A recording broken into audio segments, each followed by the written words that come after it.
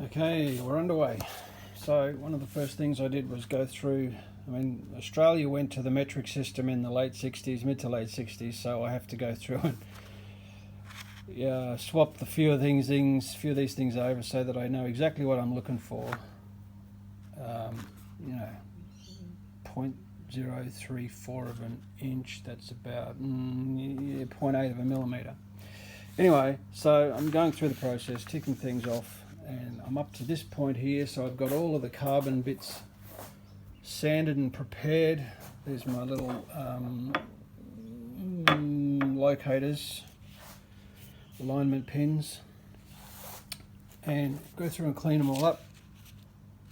I use my flat file to get rid of any tabs inside there. And it was realistically, there's only one way that this can go, provided that you remember that you've got to make a left and a right as stipulated, but provided you remember that the dihedral is going to be set. You don't want to make a dihedral with the joiner like that. But again, I don't know that it's possible. So that's it. It's the dihedral goes with the taper down to the angle down to the outboard point, so it's low on the plan, and the stuff just stacks either side of it according to the plan. So you can see there's an end there, an end there, and an end there, which is exactly how I've got it here. And the little alignment pins just keep everything together. And that's ready for the next stage.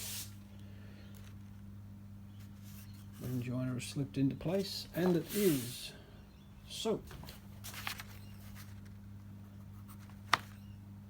next. Okay, step 10 was to clamp and ensure that the joiner bar slides freely on the dryly assembled box. And it does. And now we get to apply some thin CA to the alignment pins without the joiner bar inside. So I'll do that and come back.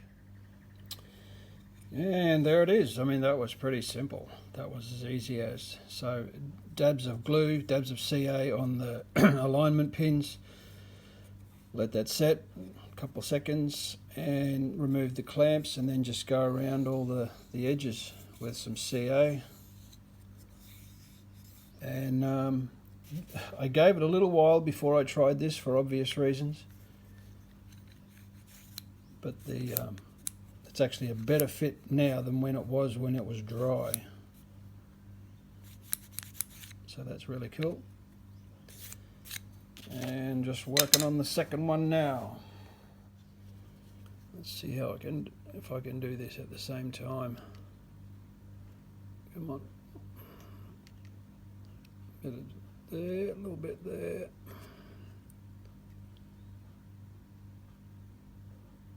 There.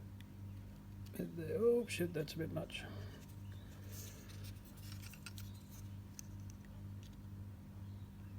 Oh, you know what I haven't done? I haven't put the joiner bar in there to test it, but anyway, I'm sure it'll be fine. I'll just hold it there before I do the last one and double check that joiner bar. And the joiner bar fits perfectly, so that's cool. I'll just put a little dab in there, a little dab in there, a little dab will do it. And yeah. Now we take the clamps off and go around the seam, and then double up. You end up doubling up on the CA. We'll put some more around the alignment pins. Okay. Alright, so I've got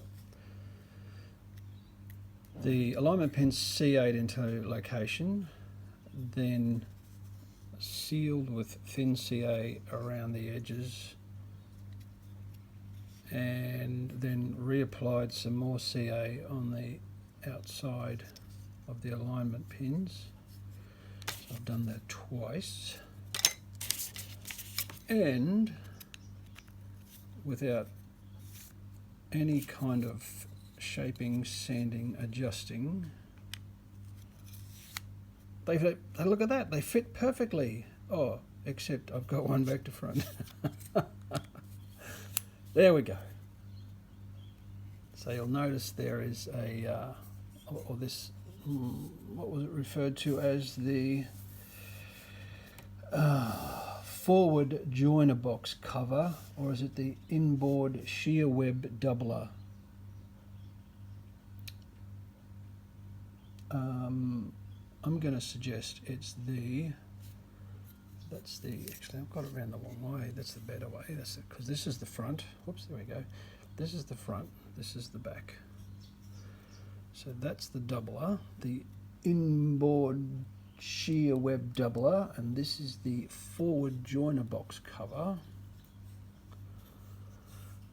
and this is the aft joiner box cover, and there is actually a step. In fact, I think there's a step with, yeah, I'm not sure, we'll find out in the long run, but there's certainly a difference in widths. You can, oh, that's better, you can see it there.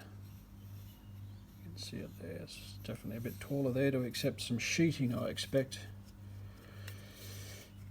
But that's it, it was as simple as that. Oh no, it's stuck. No, it hasn't, there we go. Brilliant, moving on, coffee time.